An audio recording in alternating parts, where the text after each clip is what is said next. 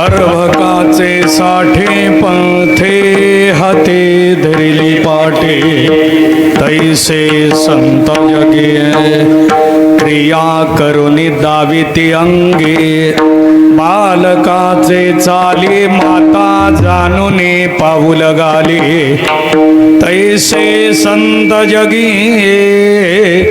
क्रिया करुने दाविती अंगे तुका म्हणे नाव जनासाठी उदकी ठाव तैसे संत जगे क्रिया करुनी दाविती अंगे विढळा विढळा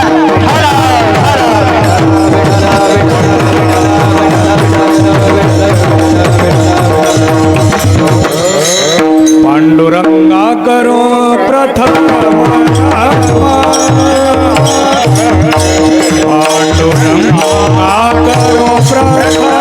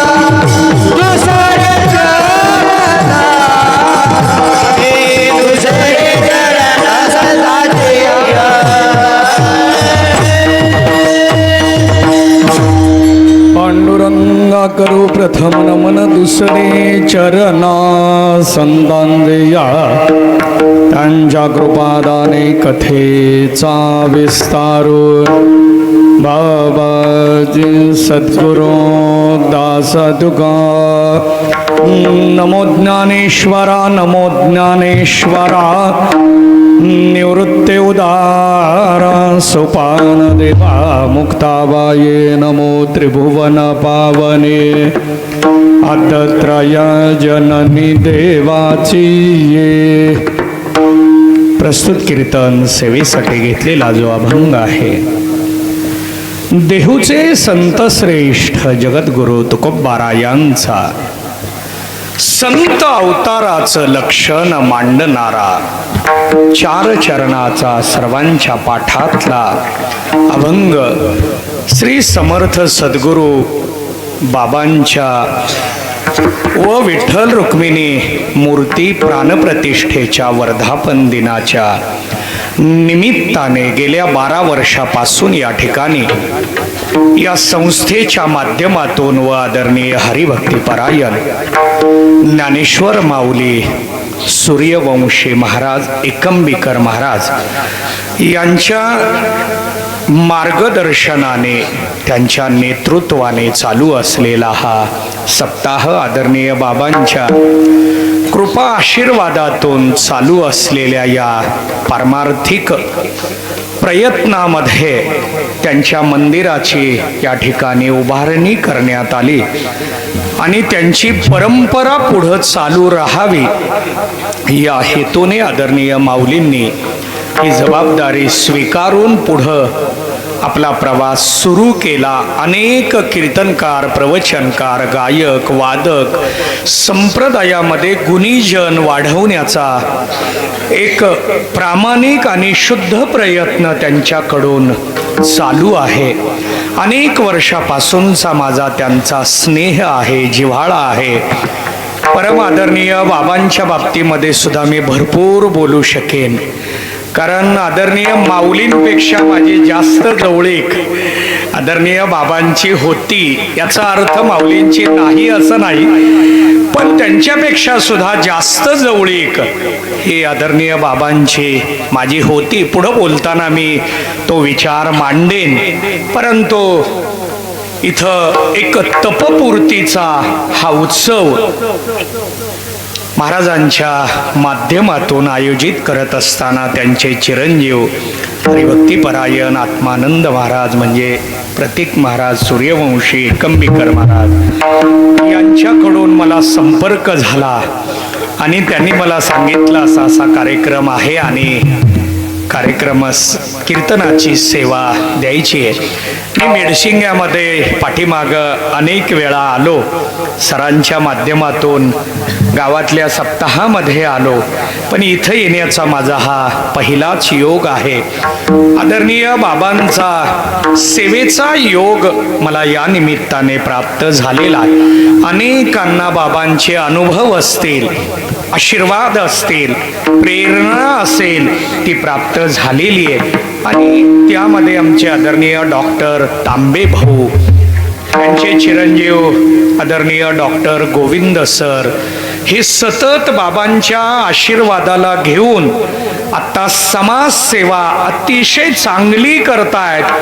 कारण आम्ही कीर्तन व्यवस्थित करावं याच्यासाठी शरीर चांगलं लागतं आणि आमचं शरीर नीट ठेवण्याचं काम हे पिता पुत्र सध्या करतायत आणि तेही बाबांच्या आशीर्वादाने करतायत आणि अनेकांना त्यांचा अनुभव सुद्धा आलेला आहे. प्रारब्धवशामध्ये शरीराचे भोग असतात. आम्ही कीर्तन करायला लागलो म्हणजे आमचे भोग संपले असं नव्हे, आम्हालाही भोग आहेत आणि ते भोगताना डॉक्टरांची मदत आम्हाला मिळते आणि मला त्यांच्या बाबतीत भरपूर बोलता येईल, कारण मी वर्षातनं एकदा त्यांच्याकडं स्वतःसाठी जातो आणि इतरांना मात्र सातत्यानं त्यांच्याकडे पाठवतोय. त्यांच्या मनात बाबांच्या विषयी खूप मोठा भाव आहे. माझ्या हातात काही नाही, बाबांचा आशीर्वाद सगळं करून घेतो हा त्यांच्या मनामध्ये भाव असतो. बाबांच्या आशीर्वादाचं सामर्थ्य तांबे भाऊंच्याकडून आपल्याला ऐकता येणार आहे. अनेकांना तो अनुभव ऐकायला सुद्धा बरा वाटणार आहे. आपला प्रत्येकाचा अनुभव प्रत्येकाच्या बरोबर आहे. आजच्या कीर्तनासाठी या परिसरातील सर्वच मंडळी उपस्थित आहेत. आमचे आदरणीय हरिभक्तीपरायण वामन महाराज शेळके महाराज उपस्थित आहेत. आदरणीय भोसले महाराज, देवळाली भजनी मंडळ या परिसरातली प्रत्येक गावाची नावं घेत नाही. आमचे आदरणीय आप्पा या ठिकाणी कोळगे आप्पा उपस्थित आहेत आणि या सर्वांच्या उपस्थितीमध्ये आपल्याला अभंगाच्या अनुषंगानं चिंतन पाहायचंय.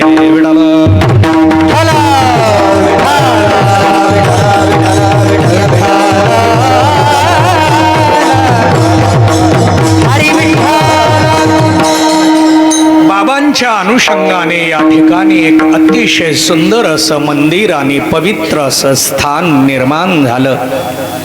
या मंदिराच्या मूर्ती प्राणप्रतिष्ठेचा वर्धापन म्हणून हा उत्सव या ठिकाणी चालू आहे.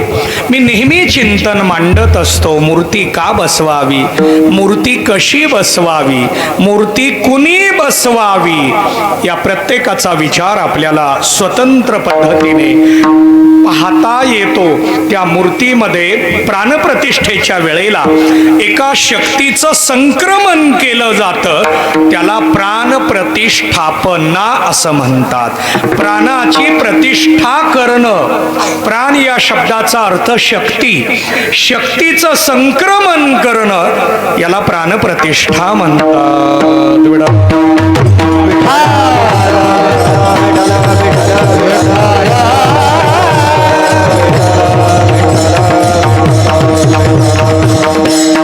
आदरणीय बाबा आपल्यामध्ये आता देहाने जरी नसले तरी आशीर्वादाच्या माध्यमातून मूर्तीच्या रूपाने ते आपल्यामध्ये आहेत.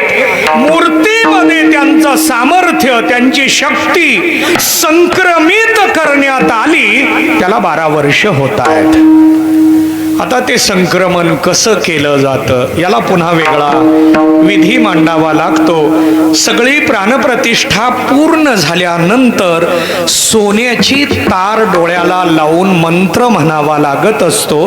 त्यावेळेला सोनं हा एक शुद्ध धातू मानला जातो. त्यातून प्राणाचं, शक्तीचं संक्रमण सांगितलं. याचा एकच विचार मांडतो आणि माझ्या अभंगाकडे येतो.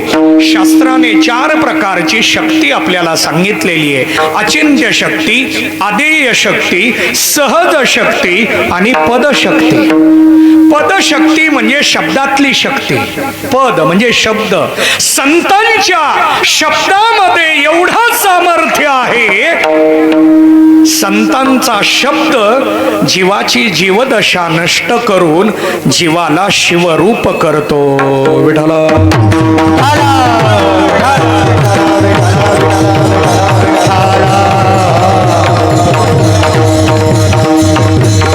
साधुवाद झाला नरोनी आहे, साधुवाद झाला नरोनी आहे,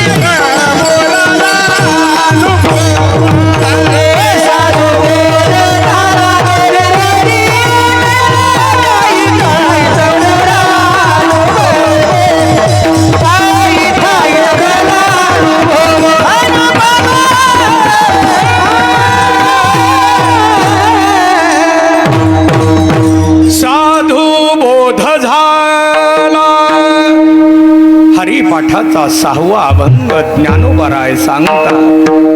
पदशक्तीचं हे उदाहरण आहे. हाच विचार ज्ञानेश्वरीच्या माध्यमातून आपल्याला पाहता येतो. काना वचनाची भेटी, सरीसाची पै किरीटी, वस्तू होऊन उठी कवन एक जो.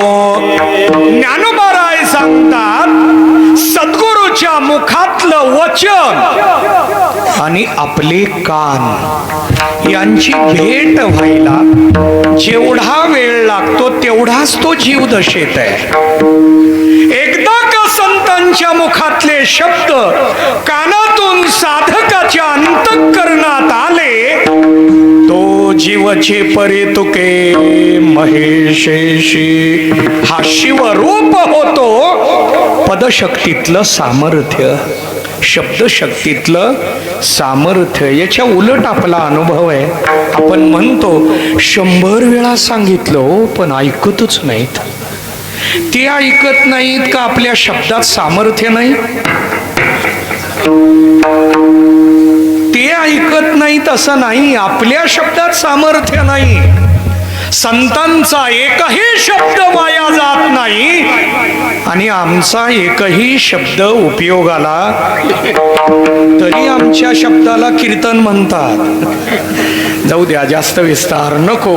मी पदशक्ती सांगत होतो. मला 4 शक्ती पूर्ण करून, कारण ते नैमित्तिक आहे, त्याच्यावर थोडं बोललं पाहिजे आणि म्हणून मी थोडा त्याच्यावर प्रकाश टाकण्याचा प्रयत्न करतोय. पदशक्ती, सहज शक्ती म्हणजे पदार्थात असलेली. प्रत्येक पदार्थात एक एक शक्ती आहे. अग्नीमध्ये दाहकत्व आहे, अग्नीमध्ये दाहकत्व आहे. जलामध्ये शीतलत्व आहे.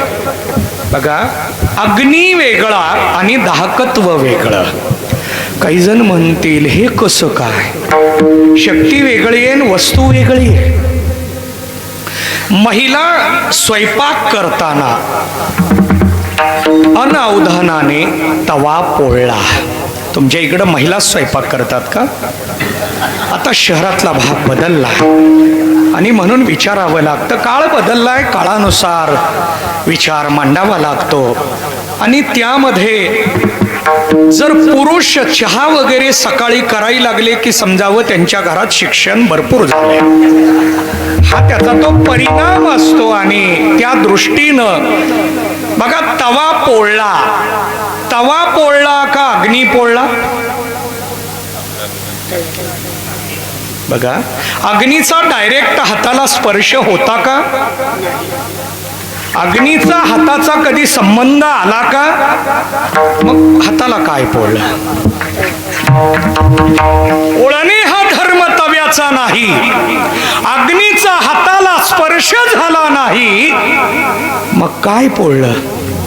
अग्नीतलं दाहकत्व तव्यामध्ये आलं, त्या तव्याचा स्पर्श झाला म्हणून ते दाहकत्व त्वचेला परिणामकारक करून त्यानं ठेवलं. बघा, दाहकत्व वेगळं आहे आणि अग्नी वेगळा आहे. याच्यासाठी मी हे उदाहरण दिलो, याच्या जास्त पुढे जाणार नाही. याला सहज शक्ती म्हणतात. मी 2 सांगितल्या, आता राहिल्या 2. अचिंत्य आणि आदेय. अचिंत्य शक्ती ईश्वराकडं आहे. सृष्टी उत्पन्न करणं, सृष्टीचा सांभाळ करणं आणि सृष्टीचा लय करणं, याच्यासाठी जी शक्ती त्याला अचिंत्य शक्ती म्हणतात. आणि आदेय शक्ती जी आहे ती मूर्तीमध्ये संक्रमित केली जाते.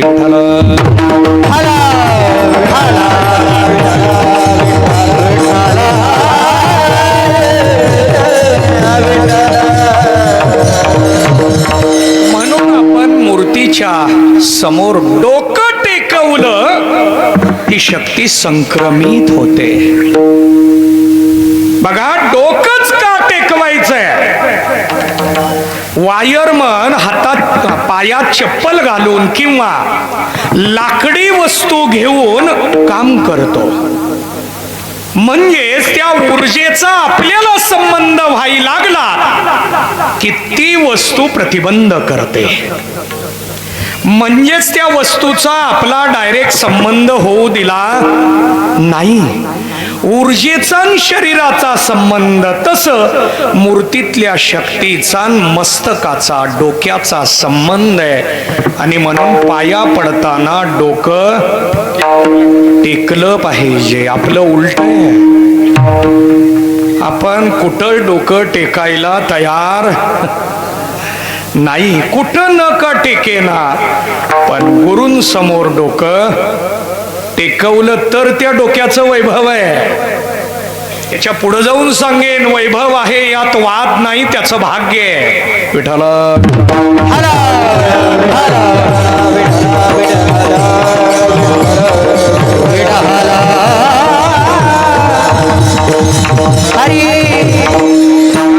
बाबांच्या बाबतीमध्ये मी भरपूर बोलेन, कारण सोलापुरातल्या अनेक कार्यक्रमांमध्ये बाबांचं येणं असायचं. मुळीक त्यांच्या सप्ताहामध्ये मुक्कामी होते 8 दिवस, आणि या भागातली अनेक वारकरी मंडळी त्यांनी तिथं आणून त्या सप्त्यामध्ये खूप सहकार्य केलं, आणि म्हणून तिथं आवर्जून बाबांचं नाव घेतलं जायचं. कुमठे परिसर असेल किंवा अशा अनेक ठिकाणी मी त्यांच्या प्रत्येक गावाचं नाव सांगून तो विचार मी मांडेन, कारण मी तेवढा जवळ होतो. मी गावडी दारफळला नेहमी कीर्तनाला जायचो, षष्टीचा उत्सव असायचा. मी त्यांच्या मुलासारखा असताना सुद्धा कीर्तन झाल्यानंतर ते मला गाडीपर्यंत सोडायला यायचे. शेवटी त्यांना चालता येत नव्हतं, काठी हातात असली तरी कमरेतून वाकलेले होते. मी त्यांना खूप वेळा सांगितलं, बाबा तुम्ही खूप मोठे आहात, आता वय झालंय, एवढं वर्ष तुम्ही आम्हाला आदर दिलाय, आमचा सन्मान केलाय, आता तुम्ही ज्या संयोजनाला जबाबदारी दिली आहे सप्त्यात, ती आम्हाला निरोप द्यायला येत आहेत. नाही म्हटले, माझी जबाबदारी आहे, माझी जबाबदारी आहे, मी गाडीपर्यंत येणार. आपल्या मुलाचं कौतुक आपणच केलं पाहिजे, हा विचार त्यांनी त्यावेळेला माझ्या समोर मांडला. माझ्या अंगावर शहारे येतात, पण हे मी अनुभवलंय. बाबांचं कीर्तनकारांवर, प्रवचनकारांवर नवीन एखादा तयार व्हायला लागला की त्यांच्यावर एवढं प्रेम असायचं, त्यांना ते कौतुक इतकं वाटायचं की ते त्यांची इतकी स्तुती गौरव करायचे, कारण त्यांना आणखीन शिकाव वाटलं पाहिजे, आणखी तयारी झाली पाहिजे. या भूमिकेतून एकदाच मी गावडी दारपळला एकदा गैरहजर राहिलो. पुन्हा मला त्यांनी आवर्जून सांगितलं, यावं लागणार आहे बरं का, तुम्ही एका वेळेला आले नव्हते. आणि मला वाटायचं की बाबा खूप मोठे आहेत, आपण खूप लहान आहे त्यांच्या समोर. आणि त्यांनी माझ्या बाबतीत हे सगळी क्रिया करणं, मला ते कधी कीर्तनात सुद्धा कोणी पाया पडायला आलं तर मी पाया पडण्यासाठी वागतो, एवढा माझा प्रत्येकाच्या विषयीचा भाव आहे. बाबांच्या बाबतीत तर खूप मोठा भाव होता आहे, परंतु त्यांच्या मनात आमच्या विषयी एक आदर होता, आणि त्याचा मी एकच फक्त अनुभव आपल्या समोर मांडला. आणि त्यामुळं बाबांच्या अशा या सेवेमध्ये मला ही संधी मिळते, सेवा करता येते, हे मी माझं परमभाग्य समजतो. विठ्ठल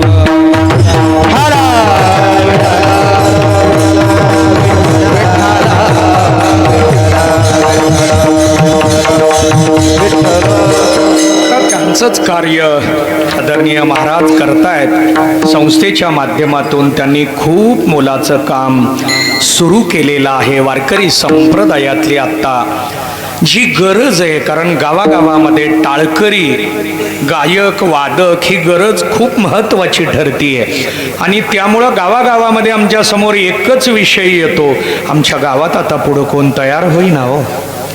आता गावात तयार करायचं नाही, संस्थेतनं घेऊन जायचं. आता फक्त माध्यम बदल, आपल्या गावातली मुळं संस्थेत पाठवायची, ती तयार करायची आणि गावात न्यायची. आता फक्त प्रक्रिया बदलली आहे, पण काम ते चालू आहे. आणि म्हणून मी देवळालीला अनेक वर्षापासून येतोय. ही सगळे विद्यार्थी टाळकरी म्हणून कायम त्या ठिकाणी या परिसरात अनेक गावामध्ये या मुलांच्या उपस्थितीमध्ये हा कार्यक्रम संपन्न होतो.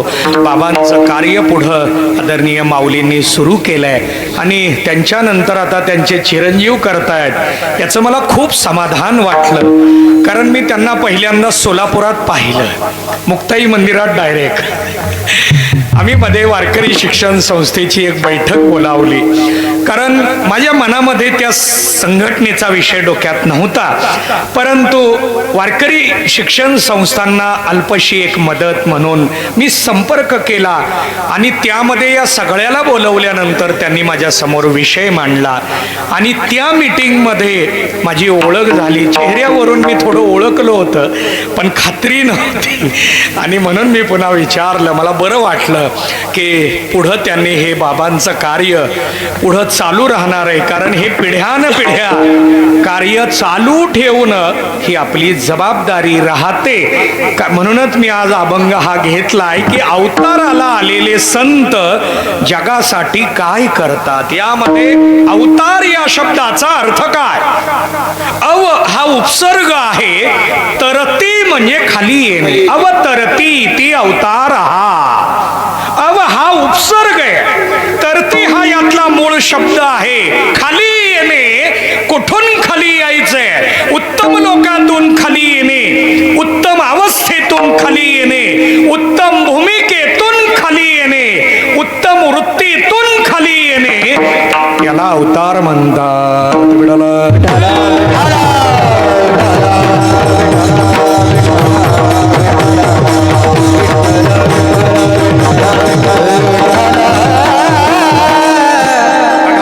अवताराचा विचार पाहत असताना संतांच्या बाबतीतली अनेक प्रमाण आपल्याला ज्ञात आहे.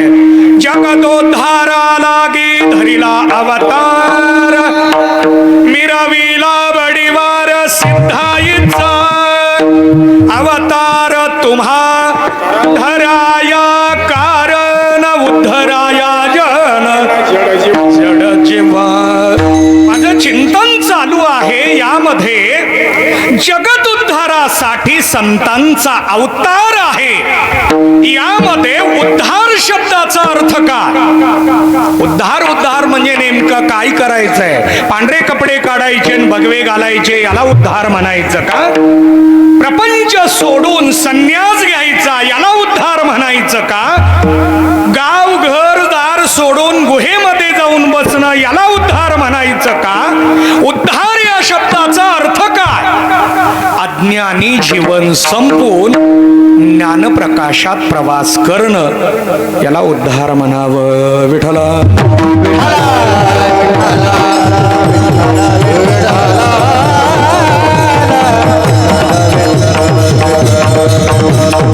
चला आपण चिंतन मांडतोय. यामध्ये उद्धारासाठी संतांची गरज आहे. आपला उद्धार व्हावा, आपला उद्धार व्हावा असं किती जणांना वाटतं? बघा, उद्धाराच्या बाबतीमध्ये जर चिंतन करायला लागलो तर इथं मात्र थोडं थांबावं लागतं, कारण दुःख निवृत्त व्हावं वाटतं का सर्व दुःख निवृत्त व्हावं वाटतं? प्रश्न पुन्हा विचारू का? जेवण जास्त झालेलं आहे असं गृहीत धरून, कारण कीर्तनानंतर जेवण का जेवणानंतर कीर्तन? त्यात थंडी आहे आणि म्हणून प्रश्न डबल विचारावा लागतो. बघा, दुःख निवृत्त व्हावं वाटतं का सर्व दुःख निवृत्त व्हावं वाटतं? आम्हाला शास्त्र सांगतं सर्व दुःख, पण आम्हाला वाटत नाही सर्व दुःख निवृत्त व्हावं. काही जण म्हणतील कशावरून? आजारी पडल्यानंतर डायरेक्ट डॉक्टरकडे जातो का मेडिकलची गोळी?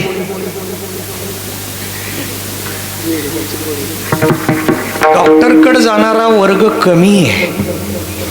पहिला मेडिकलची गोळी घेऊ, तात्पुरतं बघू.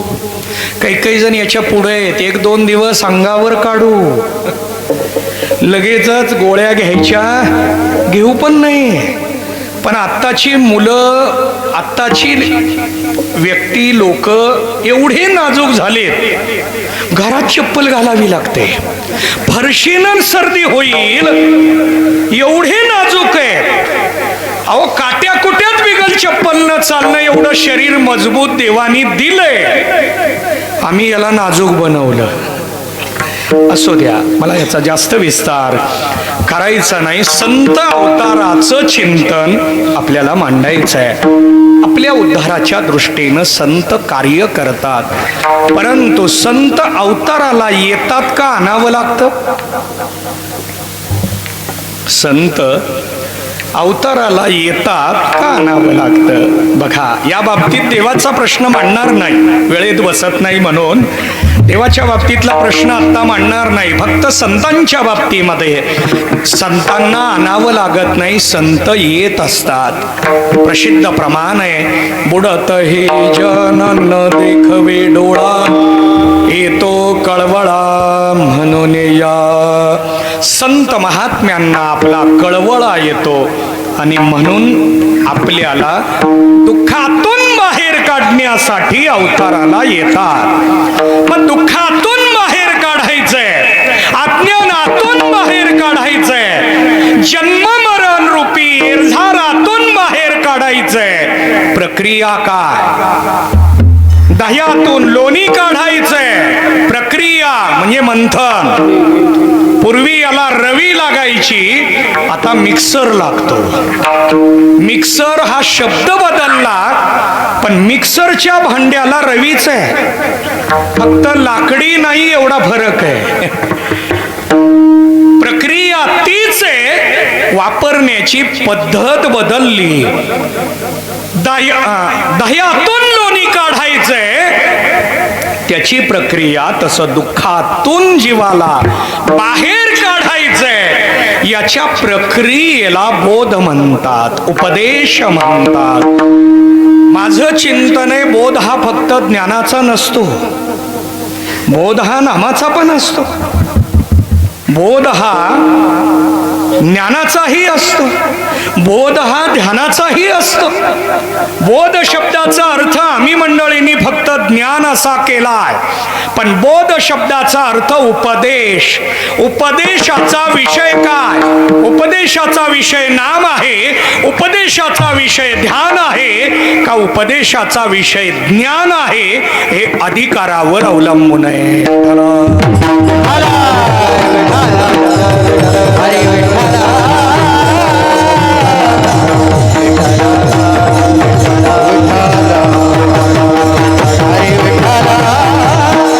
बघा, संत महात्मे उपदेश करतात, त्यामध्ये 3 प्रकार आपल्याला विचारात घेता येणार आहेत. सांकेतिक उपदेश, वाचिक उपदेश आणि क्रियात्मक उपदेश. 3 प्रकारचा उपदेश आहे. यामध्ये सांकेतिक उपदेशामध्ये आपल्याला काही संकेतानं विषय दिले जातात, संकेतानं बोध दिला जातो, संकेतानं सूचना दिल्या जातात आणि त्या दृष्टीनं आपल्याला त्याचं चिंतन पाहता येतं. आता याचाही विचार मोठ्या प्रमाणात आपल्याला पाहता येईल. बघा, ज्ञानोबरायांनी हा विचार मांडत असताना एक खूप सुंदर विचार मांडलाय. पहिलं तो गे कावू को कथा है, शकून गे माये सांगत आहे. बघा, ज्ञानोबराय कावळ्या बरोबर संवाद करतायत. आता आम्ही महाराजांच्या घरी चिमण्या बघितल्या. आता मी थोडा अंशात्मक ज्योतिषाचाही अभ्यास केलाय आणि त्यामुळं बघत नसतो बरं का, ती पुन्हा माझ्या मागं लागू नये. आणि त्यामुळं चिमण्या असणं हे शुभ लक्षण आहे. आणि म्हणून घरात हॉलमध्ये वावरायला लागल्या. आम्हाला जेवायला आतमध्ये नेल्यानंतर तिथं चिमणी आली. महाराजांनी तर सांगितलं त्यांच्या खांद्यावर डोक्यावर चिमणी बसते. बघा, बाबांचा आशीर्वाद इतका मोठा आहे, त्या रूपानं बाबा तुमच्याकडं सातत्यानं येत आहेत असं म्हटलं तरी वावगं ठरणार नाही. हा शुभ संकेत आहे. आणि बघा, चिमणी आपल्या जवळ कधीही येत नाही, पण ती घरात वावरतीये, याच्यावरून याचा शुभ संकेत विचारात घ्यावा लागत असतो. ज्ञानोबराय कावळ्याला विचारतायत, अहो ज्ञानोबराय म्हणजे तुम्हामासारखे ज्ञानसम्राट आहेत, ज्ञानसम्राटांनी ज्ञान्यांबरोबर संवाद करावा का कावळ्याबरोबर?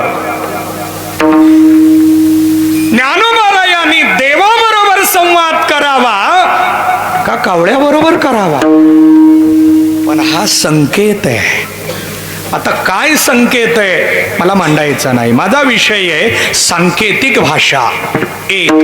दुसरं वाचिक उपदेश, शब्दातून उपदेश केला जातो. त्याचं प्रमाण मी म्हणून गेलोय. साधू बोध झाला, बोधाने, वाचेने, उच्चाराने, अनुग्रहामध्ये कीर्तन, प्रवचन, कथा या रूपानं वाचिक उपदेश केला जातो. या दोन प्रकार आहेत. सहज बोलणे हितोपदेश करुणे सायास शिकविते. बघा, उत्तरार्धात आणि पूर्वार्धात दोन लक्षणं आहेत. म्हणून सत्संग करावा. अहो, संतांच्या संगतीत कधी कधी सहज एखादा सिद्धांत कानावर येतो आणि मनुष्य त्या सिद्धांतावर आरूढ होतो. म्हणून सत्संगाचा वा सहज अट्टहासाचा जो आहे त्याला कीर्तन म्हणतात. कीर्तनामध्ये अट्टहासाचा उपदेश आहे, प्रवचनात अट्टहासाचा आहे, कथेमध्ये अट्टहासाचा आहे, पण इतर वेळेला सहज आहे, पण तो वाचिक आहे.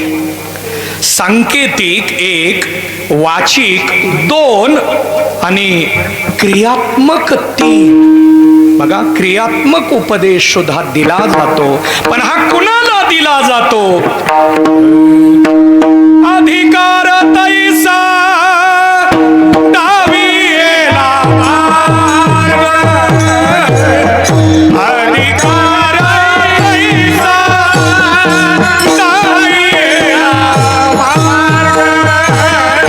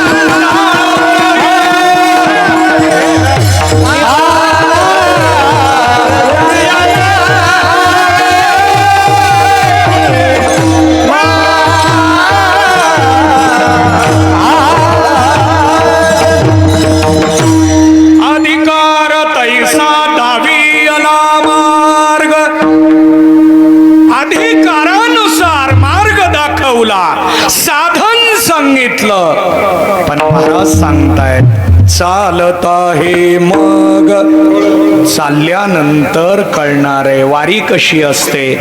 शब्दात सांगावं का वारीला जावं? बघा, संतांनी आम्हाला असं कधीच सांगितलं नाही. नामस्मरण तुम्ही करा, वारी तुम्ही करा, पारायण तुम्ही करा, भोजन इथं मात्र आपण करू. बघा, संत तुम्ही करा कधी म्हणत नाही. सदा नामघोष करा, हरिकथा नाही, करू हरिकथा. स्वतः नामाचा उपदेश वाचिक न करता क्रियात्मक करतात, क्रियेनं वागून दाखवतात. मग वागून दाखवतात, पण सगळ्याला सारखं का वेगवेगळं? उत्तम अधिकारी, मध्यम अधिकारी, कनिष्ठ अधिकारी. आता या 3 प्रकाराचे 9 प्रकार होतात. उत्तम, उत्तम, उत्तम मध्यम, उत्तम कनिष्ठ, मध्यम उत्तम, मध्यम मध्यम, मध्यम कनिष्ठ, कनिष्ठ उत्तम, कनिष्ठ मध्यम, कनिष्ठ कनिष्ठ. 9 प्रकार मांडले. कुणाला कसं सांगायचं?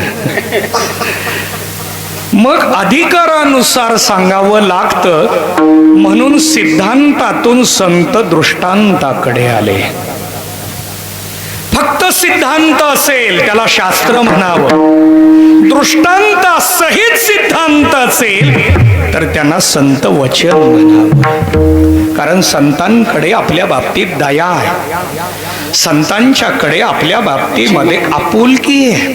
हा केवळ सिद्धांत सांगायचा नाही, गळी उतरवायचा आहे. केवळ समजून घ्यायचा नाही, क्रियेमध्ये आणायचं आहे, आचरणात आणायचं आहे. मग आचरणात आणण्यासाठी संत केवळ सांगत नाहीत, खाली येतात. किती खाली येतात याचा विचार मांडला प्रस्तुत अभंग.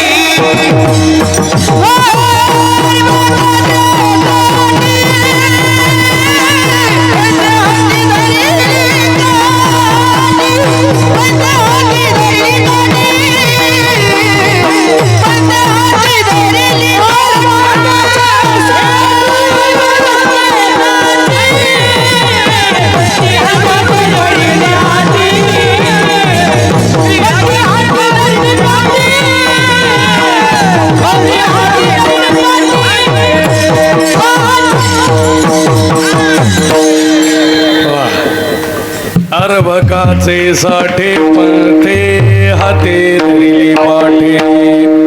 पहिल्या चरणामध्ये दृष्टांत आहे. अभंग 4 चरणाचा आहे, 3 दृष्टांत आहे, एकच सिद्धांत आहे. थोडं सूक्ष्म चिंतन मांडतो, अवघड करत नाही, कारण भविष्यातली कीर्तनकार पण आहेत. थोडं जाता जाता दिशा देणं माझं कर्तव्य पण ठरतं. नेहमी आपण सिद्धांत ऐकला पाहिजे, पण सिद्धांत कळण्या इतपत आपली बुद्धी विचार उंचावलेले नसतात. म्हणून दृष्टांताकडे आलो आपण, दृष्टांताकडे आलो. दृष्टांत कळेना म्हणून विनोदाकडे आलो आणि विनोदातच बसलो. आता काळ बदललाय, असू द्या, ठीक आहे. पण दृष्टांतामध्ये एक सिद्धांत पटवून द्यायला एक दृष्टांत असावा का 3-3? एक असावा. जेवणामध्ये गोड पदार्थ एक असावा का 3-3? एक असावा, शुगर झाली तरी खावा, कारण आग्रहानं वाढलेलं असतं. काही काही जण म्हणतात शुगर आहे हो, पण आग्रह केला, विण्याचा आग्रह केला तर मान्य होतो का हो? थोडासा विना घ्या, आग्रह केला घेतो का आपण? विण्याचा आग्रह मान्य होत नाही, पण शिर्याचा आग्रह मात्र आम्हाला मान्य होतो. असो द्या, विनोद बाजूला काढा. आम्ही थोडे संस्कार केले जाता जाता, बाकी काही नाही. कुणाला बोलणं हा माझा हेतू नाही. माझं चिंतन चालू आहे. एक विषय पटवून द्यायला एक दृष्टांत बस झाला. 3 का द्यावे वाटले याचं चिंतन आपल्याला करायचंय. सर्वांनी मोठ्या प्रेमाने एक वेळ भजन करू, नंतर उर्वरित चिंतन. विठोबा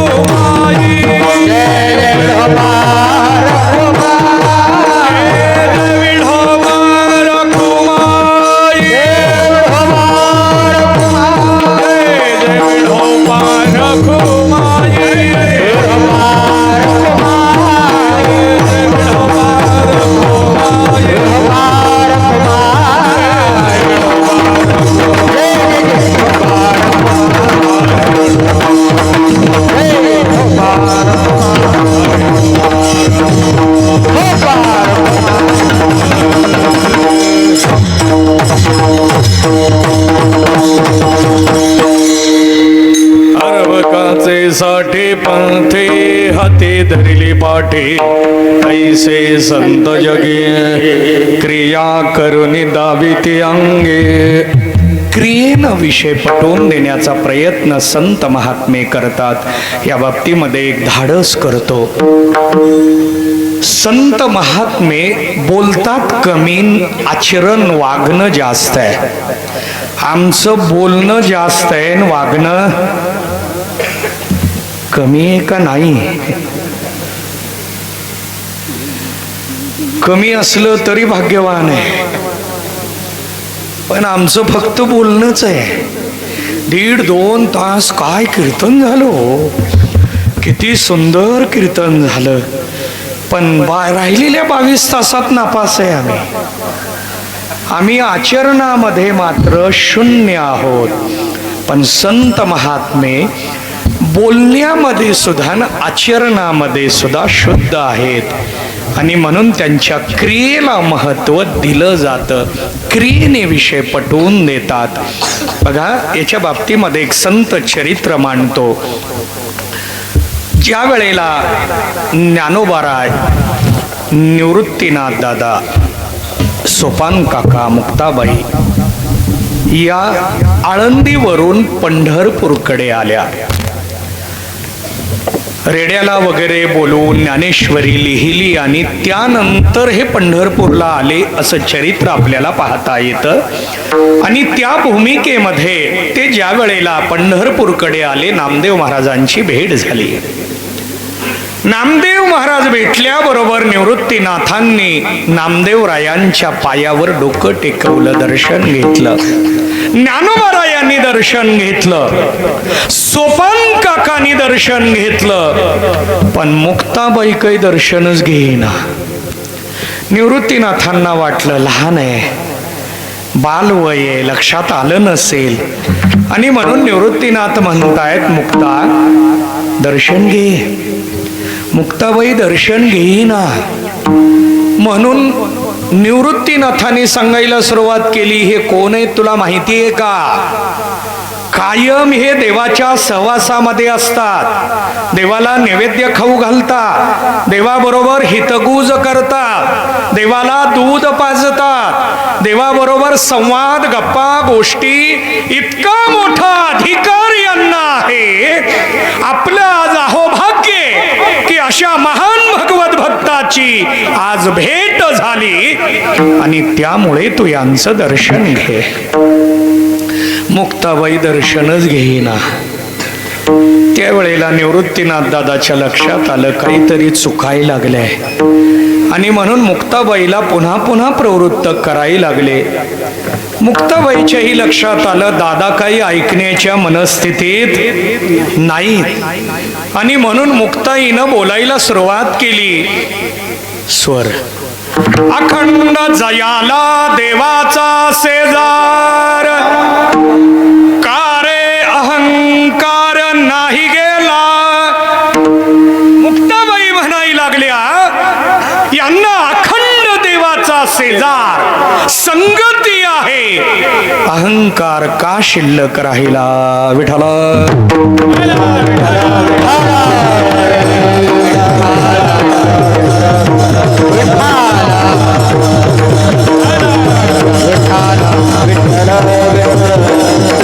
कारण पंढरीचं महात्म्य मांडत असताना असा विचार मांडला गेलेला आहे.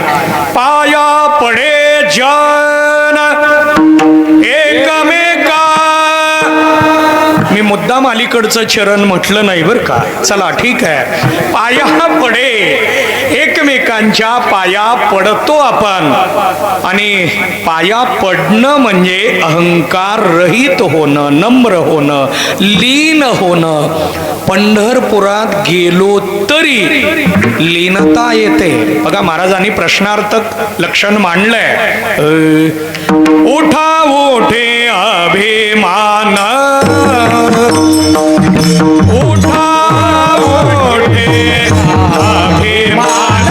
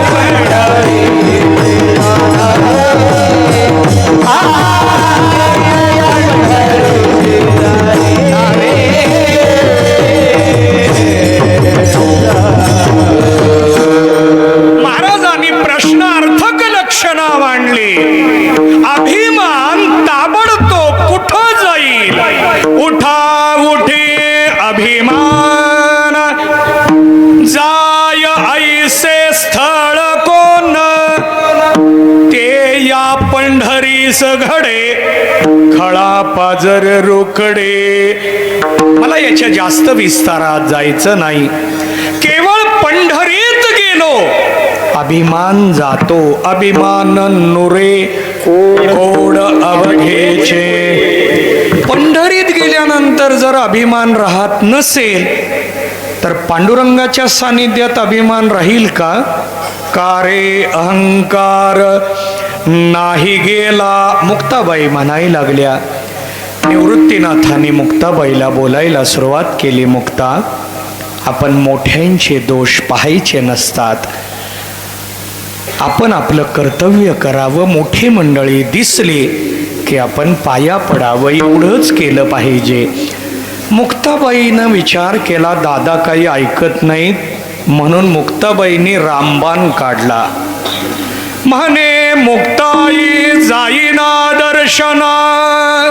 मुक्ताबाई म्हणायला लागल्या मी दर्शनाला जाणार नाही. आधी अभिमाना दूर करा.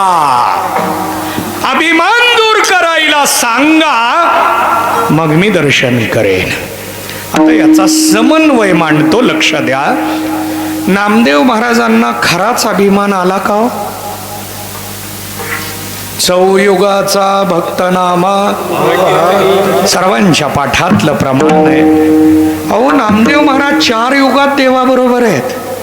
4ही युगात गुरुकृपा आहे. अध्यात्म असं सांगतं, एकदा गुरुकृपा प्राप्त झाली की नंतर अहम येत नाही. जर आला तर ईश्वर इच्छा. याचं चिंतन स्वतंत्र आहे, आता त्यात वेळ घालवणार नाही मी. मला चिंतन मांडायचंय. नामदेवरायांना अभिमान आला नाही, अभिमान आल्याची भूमिका घेतली. आता काही काही वेळेला गुणीजन गायक मंडळी उगीच म्हणतात घसा बसलाय, म्हणजे त्यांची चाल दुसऱ्याला जाते. काही काही वेळेला असं घडतं. म्हणजे स्वतःकडं ती उणीव घ्यायची, उणेपणा घ्यायचा आणि इतरांना मोठेपणा देणं ही संत लक्षण आहे. अभिमान येऊ नये, आला तर घालवावा याचा संदेश शब्दातून सांगण्यापेक्षा या चरित्रात क्रियेनं सांगितला. ऐसे संत जगे क्रिया करुणे दाविते अंगी. याचा समन्वय साधतो. 3 दृष्टांताची शंका मी केली होती. 3 दृष्टांत असावे का? शास्त्राचा नियम आहे. पहिल्या दृष्टांतात उणेपणा असेल तर दुसरा द्यावा. आपल्याकडं भाज्या 2-2 का यायला लागल्या? त्याच्यासाठीच चालू झाल्या. पहिल्यात मीठ कमी आहे, दुसरी घ्या. दुसऱ्यात तिखट कमी आहे, पहिली घ्या. आपल्याकडं हे प्रकार आले ते त्या भूमिकेतून वाढलेत आणि मग त्याला प्रतिष्ठा आली. हा भाग वेगळा आहे. पण पहिल्या दृष्टांतात जर उणेपणा असेल तर दुसरा द्यावा, दुसऱ्यात उणेपणा असेल तर तिसरा द्यावा. याला शास्त्रात दोष म्हणतात. अतिव्याप्ती दोष, अव्याप्ती दोष, असंभव दोष. विठ्ठल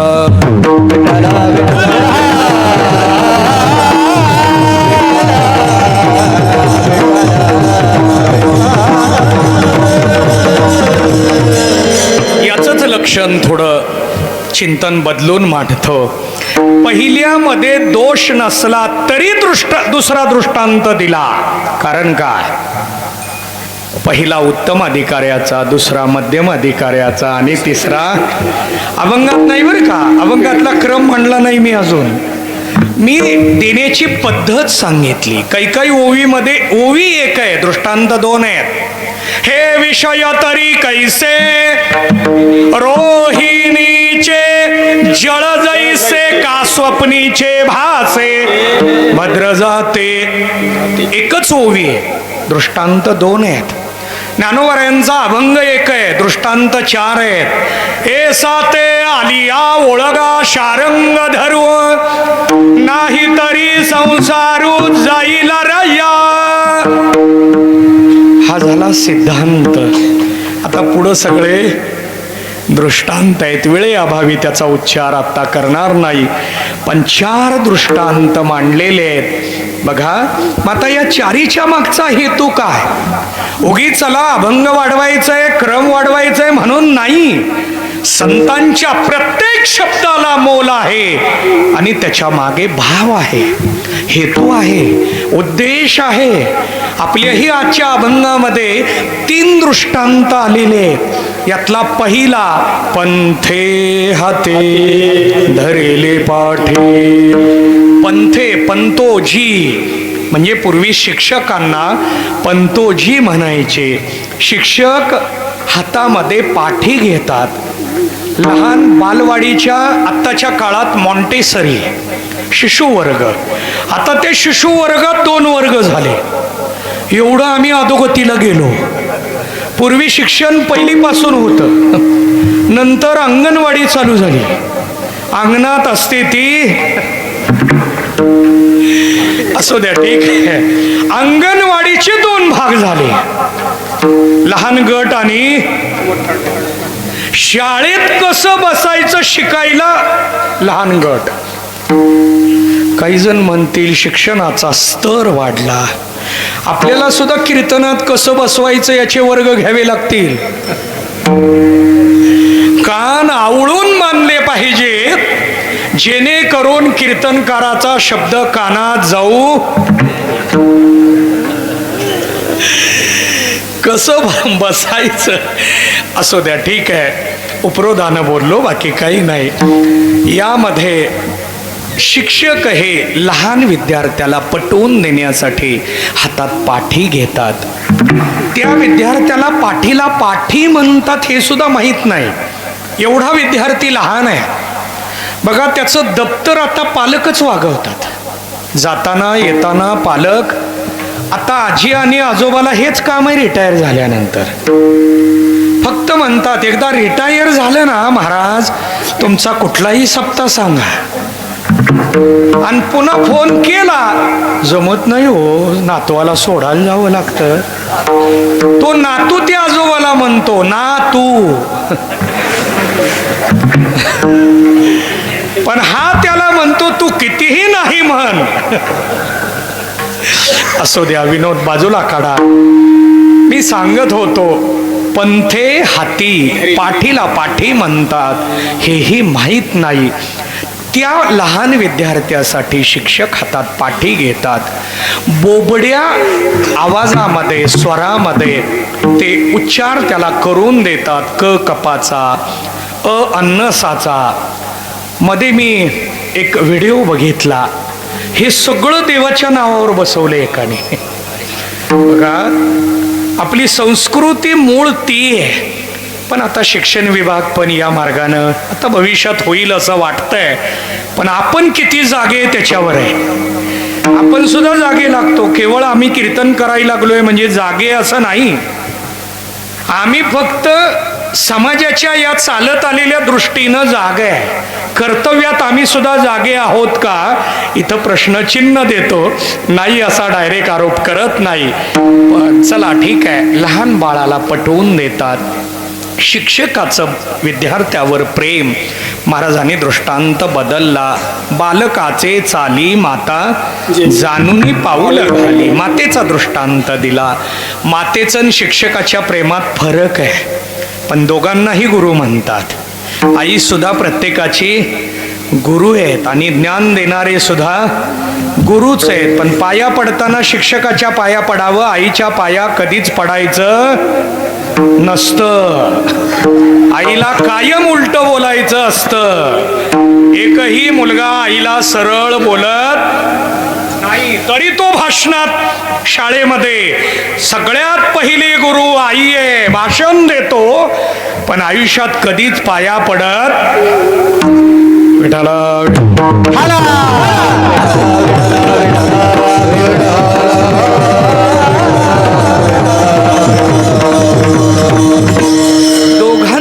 प्रेम सांगितलं, ज्ञान सांगितलं. पण या ज्ञानाचा विचार मांडत असताना महाराज सांगतात, तुका म्हणे नाव जनासाठी उदकी ठाव. इथं नाव आहे, नाव. नाम वेगळं, नाव वेगळं. आता या नाववर ववर टिंब असेल तर अर्थ वेगळा, आणि टिंब नसेल तर अर्थ वेगळा. याला व्याकरणाच्या दृष्टीनं मोठं चिंतन आहे. पण ही नाव पाण्यातली आहे, ती स्वतः तरलेली आहे. पण आता राहिली आहे ती जनासाठी उदकी. उदक म्हणजे पाणी, उदकी ठाव, पाण्यावर आहे. ती जगासाठी आहे, जाळू नये. नला वेलांटी नाही बरं का इथं, जाळून या असं नाही. म्हणजे नाव जाळून या असा अर्थ होतो. नला वेलांटी नाही, जाळू न फक्त न आहे, नला मात्रा वेलांटी नाही. जाळू नये नाव. पावलेनी पार. पावलेनी म्हणजे पैल तीराला पार गेल्यानंतर नाव तशीच ठेवावी. कशासाठी? मागील आधार बहुतांचा. तसं संत महात्मे तुम्हा आमाचा मोठा आधार आहेत. आणि अशा संतांना समर्थ सद्गुरू म्हणतात. आणि अशा बाबांचा इथला हा उत्सव 12 वर्ष झाली, म्हणजे एक तप पूर्ण झालं. आत्ता सेवेला प्रारंभ करायचा आहे. सेवेला पात्रता येण्यासाठी 1 तपाचा 12 वर्षाचा कालावधी हा पारमार्थिक दृष्ट्या पूर्ण व्हावा लागतो आणि आता इथून सेवा खरी आपली बाबांची सुरू होतीये आणि या सेवेतून ही सेवा करून घेण्याची जबाबदारी सुद्धा करील ते काय नोहे महाराज. अहो ते काय करून घेऊ शकत नाहीत, फक्त आपण त्यांच्या दृष्टिक्षेपात यावं लागतं आणि दृष्टिक्षेपात येण्यासाठी मूर्ती प्राणप्रतिष्ठा मंदिर, नाहीतर आपण घरी बसून पण म्हणणार आहे आमच्यावर महाराजांची बाबांची कृपा आहे. दृष्टिक्षेपात आल्याशिवाय कृपेचा खरा अनुभव कळत नाही, म्हणून मंदिराकडं यावं लागतं, वारी करावी लागते, सेवा करावी लागते. ती सेवा आपल्या सर्वांकडून व्हावी म्हणून महाराजांनी इथं आयोजन केलं. यथामथे मला जे चिंतन सुचलं मांडण्याचा प्रयत्न केला. ज्ञानेश्वर